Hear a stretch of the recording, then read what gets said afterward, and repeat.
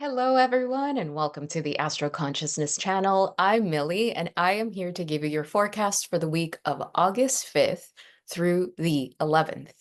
As always, thank you all so much for your comments, your likes, your subscribes.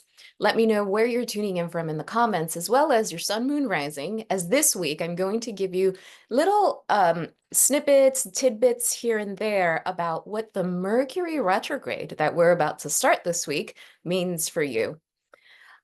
So as always, let's recap. We're coming from a weekend, the weekend of August 2nd, 3rd, and 4th, in which Venus in Leo is coming out of an exact square to Uranus and Taurus. This matters a lot because the week ahead, the week of the 5th through the 11th, has a lot to do with relationships, potentially relationships from the past, not just because of Mercury retrograde, but I'll get into it in a second.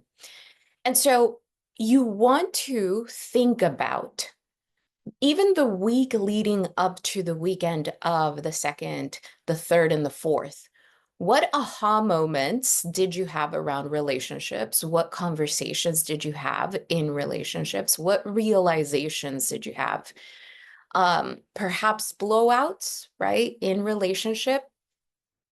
What came up for you around relationships that is really important and perhaps signifies a turning point? Now, if we move this away from relationships, this can have to do with other Venusian themes, right?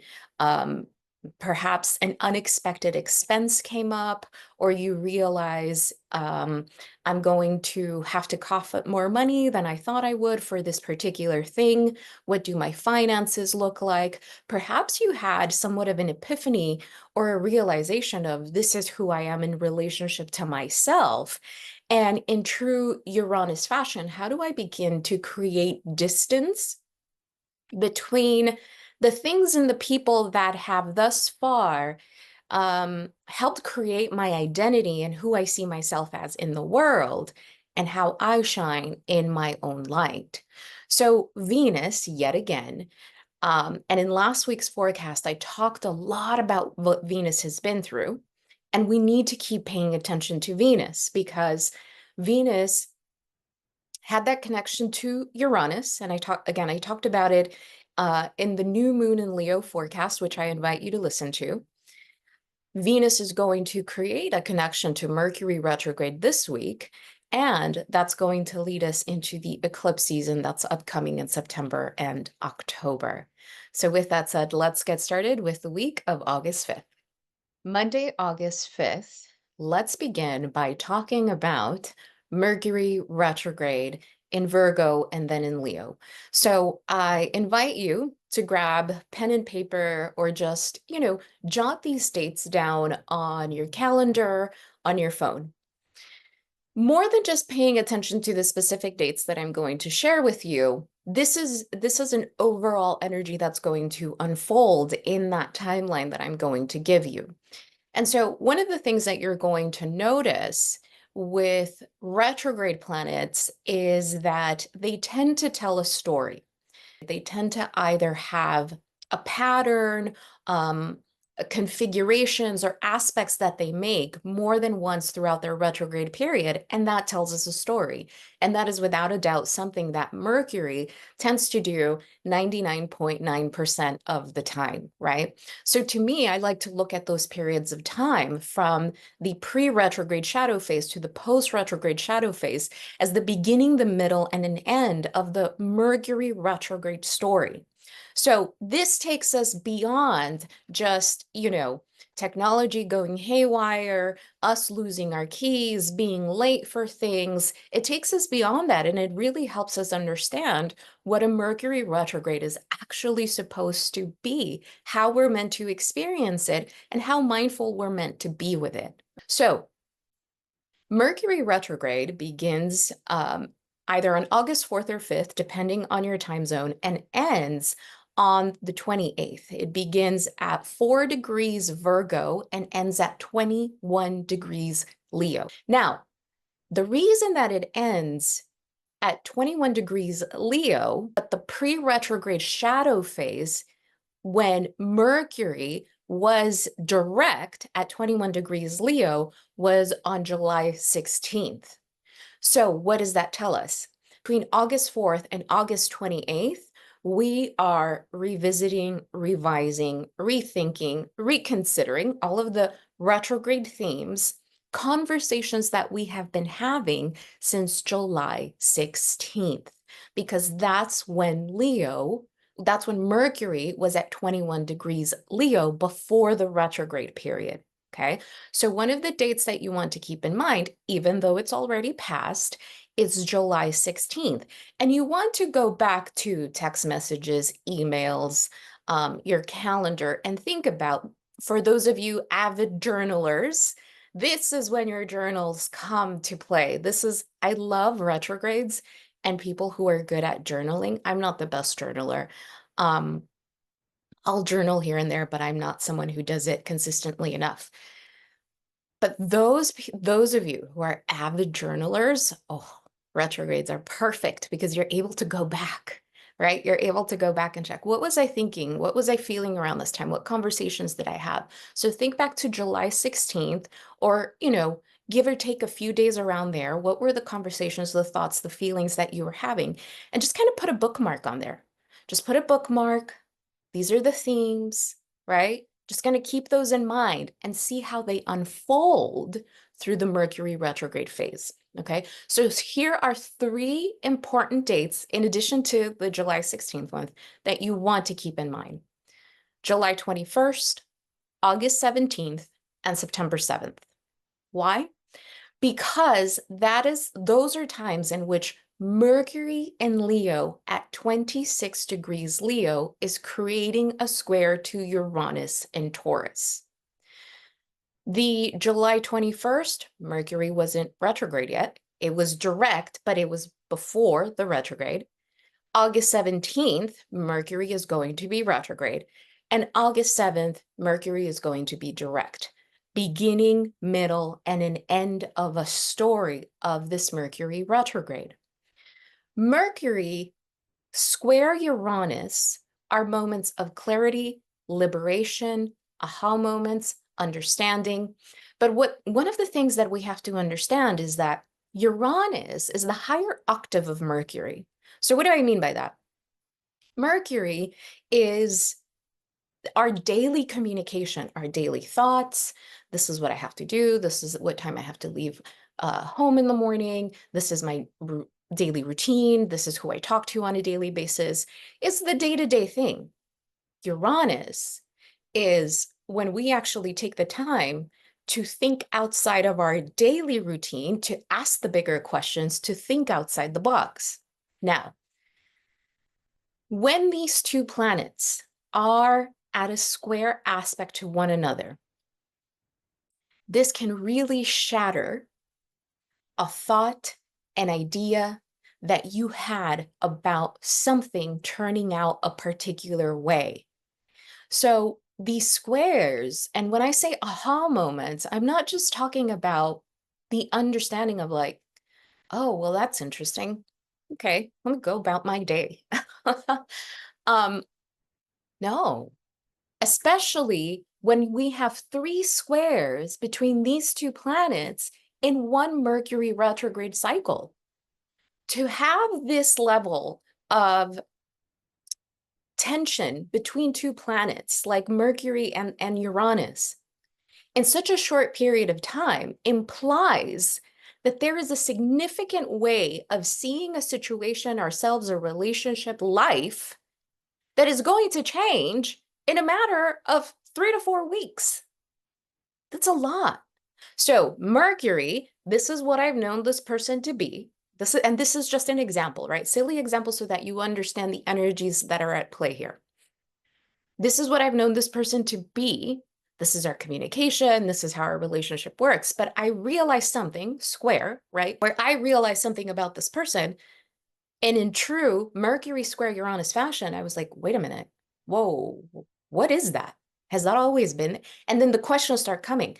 Has that always been there? Have they always been like that? And you begin to remember things. Oh my God, I remember when they said and did this thing. Who are they? right? So that July 21st date, again, give or take a few days, July was a very active month, so pay attention to these themes. And then through the retrograde phase, the second square is going to be August 17th. You gain greater clarity. And here's why. Because on August 18th, we have the Sun-Mercury conjunction that happens every single retrograde period. Mercury retrograde comes together with the Sun. The Sun illuminates something. The Sun brings an answer. The Sun brings light to this period of either confusion or trying to navigate how you're going to be in relationship with this person. And so the Sun there and Mercury retrograde, and at this point, they're going to be retrograde in Leo. And this rings back to the new moon in Leo. It's about, how do I want to show up wholeheartedly in my relationships, and how do I want others to show up wholeheartedly in relationships with me? And by wholeheartedly, we're talking about a genuine, authentic expression of each other. And so then from that midway point, August 17th, August 18th, we move on towards the rest of that Mercury retrograde, which again, it ends on August 28th. But then we have that third square between Mercury and Uranus at 26 degrees. Mercury in Leo, 26 degrees Leo, Uranus and Taurus, 26 degrees on September 7th. So anything that started really mid-July, especially regarding relationships, we're going to take the entire Mercury retrograde process and into September about this realization. Let's say that this has nothing to do with relationships for you. Again, Venusian themes, negotiations around money. It might take that long to negotiate certain things for some people. Let's say that this has to do with a realization about yourself. This is a Mercury retrograde that takes place between Virgo and Leo, and then back eventually into Virgo, right? So Leo has to do with the way that we want to shine in the world, with the light that we want to express, or the realization of, I have so much potential, right? And then when we get into Virgo, when we look at the succession, at the holistic succession of Leo coming before Virgo, Leo is, again, the realization, this is my light, this is my potential, this is how I want to be in the world, this is what I would like to be known for, this is what I want to accomplish, this is how I want to live. And into Virgo, it's like, okay, great. So what are you going to do about it? What systems are you going to implement in order for those things to happen? How are you going to change your habits? How are your behavioral patterns supporting this thing that you've realized that you are? If you want your life to look differently, what are you doing differently to make that happen? Right? And so the Mercury retrograde period can be about coming face to face with the realization, I don't know why I can't do things differently. And so in that space, you have to ask yourself, can I figure this out on my own? Or do I need someone to help me, right? Do I need a coach? Do I need a therapist? Who do I need to talk to help me come out of this rut, to help me come out of this way of being on the day-to-day Virgo that does not support the ultimate expression of myself? And I'm not talking about a spotlight. I'm not talking about being on camera. I'm not talking about any of that. But I think the way that we want to be in our lives, whether it's in a spotlight or not, is truly determined by the habits and the routines that we have. And this is something that's going to truly be activated with this Mercury retrograde. So I wanted to extend a little bit of this Mercury retrograde explanation so that you understand that this isn't just an August thing. This is something that started close to mid-July, and it's going to end and probably go through the eclipse season of September and October. This realization, this understanding. right? So speaking of which, don't forget to sign up below on the wait list for my eclipse guide of September and October. It's going to be $25. I'm going to launch and release it on September 1st. So get on the wait list so that you don't forget about that. Eclipse seasons tend to be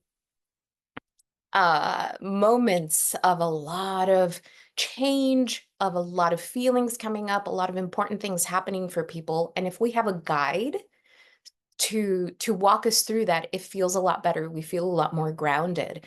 The guide is going to include a workbook and 3 guided meditations so that you can understand and come back to everything that is happening and why.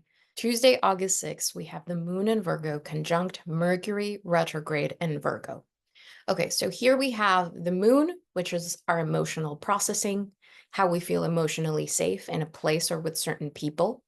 It is the part of our chart that represents our love language.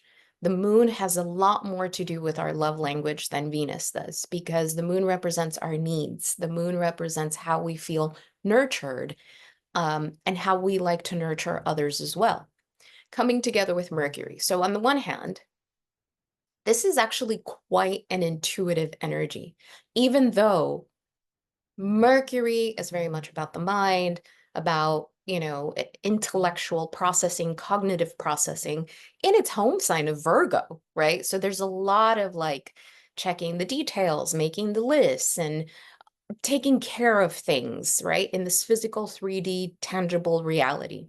But Mercury is retrograde. So here we have the moon, again, a very intuitive luminary, the intuitive luminary, coming together with a Mercury retrograde that is being asked to go within and to understand how habitual patterns are affecting that external reality. Be very, very mindful. Be very mindful of your internal narrative, because Mercury in its lower, Virgo in its lower expression is extremely critical. And I have seen this with other Mercury retrogrades in Virgo. All of the meanness, the judgment comes up. And so when we have the moon there, we can really hurt our own feelings. This can also have a lot to do with the desire to speak from our heart, and with Mercury retrograde, not having the right words to express just yet. So be very mindful if you're having conversations this week, especially with people from the past, because Mercury retrogrades tend to be described a lot of times as the ex is going to come back, the ex is going to text you, the ex is going to email you. That's not the case all the time. Mercury retrogrades are far more profound than that when we take the time to really work with them. This week, I think that might actually be a pretty interesting manifestation. So the moon there, the moon is about, what do I need? What do I need on a consistent basis, either from myself, from my life, from another? And how do I begin to move in that direction? In a very grounded way, in a way where I'm being very honest and realistic and taking responsibility for the fact that my external reality, that my relationships are showing me what needs to change. Our reality is a mirror of whatever it is that we might be experiencing internally. So how do we begin to look at that, not just from a very logical perspective of, okay, this needs to change, this needs to go, this needs to be started, but also from a place of a lot of compassion and understanding, and being mindful when the judgment is coming up. And if we're talking about the moon in Virgo here, who taught you that judgment? Who taught you that thing about yourself? Did it come from mom, right? That's the moon archetype. Did it come from mom? Did that judgment come from mom? Did that judgment come from other women? Did that judgment come from someone who was supposed to nurture and take care of you and they didn't? This is a really significant Mercury retrograde when it connects to the moon in that way, because that's the mind and the soul connecting. And so don't be surprised if this week there are a lot of memories that come up. There are a lot of judgments and thoughts that were there deeply buried that either you didn't realize were still there or you thought you had somehow overcome them, and they're loud. When that happens, one of the things I notice especially with my coaching clients, because I spend an extended amount of time with them over several months, sometimes even years, is that voice, those judgments, they tend to live there, but with enough time, presence, work, mindfulness, they tend to lessen and lessen and lessen. But when they are really loud, and with astrological aspects like this, they might get really loud, it's because there is a part of us that is afraid of letting those judgments go. Because if we let those judgments go, then we have to step up. It's really interesting when we begin to look at a Mercury retrograde from the perspective of what am I afraid of letting go? That I keep reviewing it and I keep re-identifying with it. Because if I let that go, I'm no longer the victim of circumstance, and I actually have to make the changes that I know that I need to make. That's a bigger question. And it has to come again from a grounded place of non-judgment, just from the understanding of, I don't want to live like this anymore. I don't want to have these experiences anymore. So how do I become my own caretaker, right? My own best nurturer and make the decisions that are best for me? Wednesday, August 7th, we have the Sun in Leo create a sextile to Jupiter and Gemini at 16 degrees Gemini. And we have Venus in Virgo conjunct Mercury retrograde in Virgo. Okay, so the Sun in Leo sextile Jupiter and Gemini. It's interesting. It's a beautiful aspect, but Jupiter in Gemini rules Mercury. What is Mercury doing? Mercury is retrograde. So how can we take advantage of this? And by the way, this is an aspect that is very much active in the new moon in Leo. It's just that they just so happen to perfect in degrees on August 7th. So what does this mean? Sun in Leo, this is how I want to grow. This is how I want to expand. This is what I want my life to look like. This is what I realize my potential is. And Jupiter in Gemini is saying, great, start research the opportunities, where you get to live, where you can potentially work, right? Jupiter in Gemini can be the daily things as well. If this has to do with love, if this has to do with relationships, the Sun in Leo is us saying, this is how I want to be loved. This is how I want to experience love. And Jupiter in Gemini is saying, well, open yourself up to different people, to different situations, to a different mindset when it comes to dating, right? But with Mercury retrograde, this is something that we're still growing into. We're still letting this new part that wants to emerge, fully emerge, work its way into this current reality. Venus and Virgo. So Venus went into Virgo on August 4th, and it'll remain there August 29th. Do the dates sound familiar? Venus is pretty much going to be in Virgo the entire time that Mercury's going to be retrograde, right? Venus comes out of Virgo one day after Mercury comes out of its retrograde. This is why I mentioned a little earlier, I actually think that this Mercury retrograde is going to have a lot to do with past relationships. Now, hear me out. Can it possibly be like an past romantic relationship? Yeah, absolutely. And so what is the invitation here? Both Venus and Mercury in Virgo, in an earth sign, are about taking stock of the situation and saying, okay, is this person who's reaching out and wanting to have a conversation with me really serious about what they're saying to me? Perhaps someone wants to try something again. And in Virgo, you're being asked to be very discerning about, do they mean it or do they not? Are they going to show up? Are they going to do the work? Are they going to be consistent? Are they going to keep promises to themselves and to me? Are they going to change their relationship behavioral patterns, all the Virgo things. Thank goodness, because we're coming from a time of Venus and Leo. I love love, and love gets to look like this, and love, it's this big romantic thing. We're still in Leo season, right? And every single sign has its place, and that's what Leo does. But again, when we move very naturally from Leo to Virgo, Virgo says, okay, love is beautiful, love is great. It's okay to love love. But how do we show up for each other on a daily basis?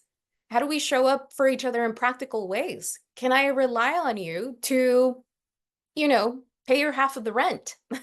If, it's just a silly example, but those are the questions that Virgo asks. So with Venus coming together with that Mercury retrograde, that is such a Mercury retrograde, someone from the past might call, email, text. Now, let's say that this has nothing to do with a romantic relationship. This is perhaps you having important conversations with a former business partner or with a former friend. This may have to do with you, the relationship with yourself. Again, right? The sun is in Leo, which represents how we show up, our identity, our vitality, our ego in this life, right? Mildred, Murillo, the astrologer, right? And so for me, this Venus, Mercury retrograde in Virgo says, the question for me would be, okay, so I'm Millie, I'm an astrologer. This is what I envision for astral consciousness in myself. And the connection between those two things is, how do I get back to the nitty-gritty of things? How do I need to change my routines? What do I want my day-to-day look like? How do my habits, my work habits, support that vision that I have of myself, of that sun in Leo, right? Very practical ways of looking at these things that don't only have to do with someone else calling you back. This is about relationships, whether it's with another or the relationship with the self. Now, because this is in Virgo, be very mindful, again, of the critical mind, not just with yourself, but with others. Because we just started the Mercury retrograde. If someone does reach out, it doesn't strike me as the week where you two come to a consensus or an agreement. It's too early on in the Mercury retrograde, but it can be an initiating conversation, right? If this has to do with signing contracts or proposals, especially if we're just starting the conversation, take your time, read things through, right? If this is something that is coming from July, you're probably a little safer because you've had more conversations around it. So just, again, read things 3 times, consult someone, ask someone who you trust to read over contracts, especially if you're having to sign those. But the beginning of Mercury retrograde is somewhat of a tumultuous energy. And we're just beginning to ask questions. We're just beginning to settle into what this Mercury retrograde is about. Thursday, August 8th, we have the moon in Libra, trine Pluto in Aquarius, right? Pluto retrograde in Aquarius, 0 degrees. As soon as the moon enters the sign of Libra, that's what it does. And then eventually that moon in Libra is also going to conjunct the South Node in Libra. This is important because Venus is going to enter the sign of Libra from August 29th to September 22nd. And this is going to take us again into eclipse season. Now, the reason that I'm bringing this up is just so that you take into account what your relationships are looking like at the time. Again, it's just the beginning of the Mercury retrograde. The story is just beginning to unfold. The understanding that we're meant to have during this Mercury retrograde is just starting. We're nowhere near the clarity that we're going to be, I don't know, by mid-September. But I find it really interesting that Venus is having action this week with Mercury retrograde in Virgo, right? Venus rules Libra. The moon is going to transit Libra. It's going to make a connection to the South Node in Libra, which has been all about relationships, and connect to Pluto in Aquarius. This is going to give us a hint as to how we want to do relationships differently. This might serve as a little bit of an aha moment. I'm not sure. But I think it can give you insight. Pay attention to how you feel. Pay attention to if you do happen to have conversations with someone from the past. How do those conversations land in your body? How do their words feel to you now versus how those words may have felt to you earlier on this year or a year ago, right? The moon in Libra, remember, the moon represents our mood, the emotional mood of the day, or for 2.5 days. And the connection to Pluto in Aquarius and the South Node in Libra can feel very momentary, very quickly. But if you're paying attention, if you just set the intention to pay attention, something might come up. Jot certain themes down. If you're a journaler, just jot down how you feel that day. And it's not so much about coming to an answer at that time. It's about just writing them down. And then at the end of the month and into September, you're going to come back to those notes and say, oh, that's what unfolded. That's what that meant that first week of August. And this is where astrology gets super, super, super fun. Friday, August 9th, we have the moon in Libra still, trine Jupiter in Gemini, sextile the sun in Leo. Okay, so I feel like I've been talking about quite heavy stuff throughout the week. Friday, August 9th, lovely day with that energy, moon in Libra. We want to relate, we want to hang out with friends, we want to talk, we want to socialize. Trine Jupiter in Gemini, talk. Who do we want to talk? Who do we want to spill the tea to about the person who called us earlier in the week and say, can you believe it? Can you believe it? August 9th, beautiful day. Meet with a friend, keep things light, especially if you are someone who has processed a lot of things, right, throughout the week. Beautiful day to call your bestie, have dinner, and just tell them all about the wretched ex that called. If that's not the case, Venus in Libra, trine Jupiter in Gemini, really beautiful day for you to be with yourself, to brainstorm about the things that you want to work on, right, throughout this Mercury retrograde. Oops, sorry about that. About things that you might want to work on during this Mercury retrograde. Maybe you're getting ready for some kind of launch or the release of something. Don't do it in August. August is a weird month. Just wait till September. But all of that air energy is about imagination, communication, planning, and just know that you're in the planning phase, okay? All right, so August 10th and 11th, Saturday and Sunday, we have the moon transiting the sign of Scorpio. Now, this doesn't mean that that has to dictate how you experience your weekend, right? You get to experience your weekend in whatever way you want to experience it. But the moon transiting the sign of Scorpio is going to eventually oppose that Uranus, and it's going to align with processing at a deep level, right? Mercury and Scorpio, any aha moments, any realizations, any conversations that happen throughout the week. So even if your week is full with things to do, that weekend for me, I have things to do, fun things to do that I'm going to do. But what I'm also going to give myself time and space for is to reflect. With a moon in Scorpio, I can feel it. I can feel it every month. I love to reflect. I love to think about the dreams, right? Pay attention to your dreams throughout the week, because that moon connecting to that Mercury retrograde on Tuesday also a way to gain messages, right? Downloads. The moon in Scorpio.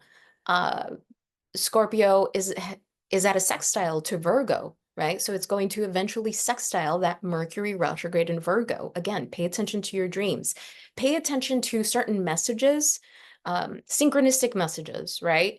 You see angel numbers, you overhear a conversation that someone is having, and it's like, whoa, I was just thinking about that.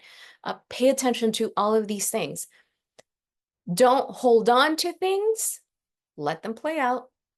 Jot down your notes. Keep those dates in your calendar. So when you come up to those dates, as the days go on, you can say, oh, well, Millie said that, around August 17th, maybe in a aha moment, there's some form of clarity. And if it doesn't happen right on that day, pay attention to what's coming up. This is why it matters that we take certain notes, that we're mindful of what we're feeling, of what we're talking about, of what we're thinking, because it's all a story that's unfolding for our greater understanding. One more thing I'll say, if you're experiencing this Mercury retrograde in any of the corner houses, ascendant, IC, descendant, MC, Mercury retrogrades tend to be, I don't know if they're just talked about so much that they're now unimportant or not as important as other retrogrades. I think it depends a lot on where it's happening in your chart, but here's what I'll tell you. When they happen in the corner houses, they tend to really bring a significant change to that person in that person's life in a matter of weeks, because Mercury retrogrades really only last about 3 weeks, right? So the most common thing I've seen is when a Mercury retrograde happens on someone's ascendant, who the person was at the beginning of that Mercury retrograde and who they are at the end of it, I'm not exaggerating, it can be vastly different. And that's exciting to witness, observe, and hold space for someone who's going through something like that. But it does bring a lot of clarity if we're working with the energy mindfully, if we're paying attention, and more importantly, if we're taking responsibility for what this is showing us, okay? So, as always, may this be of service. So much love to you. I will talk to you next week.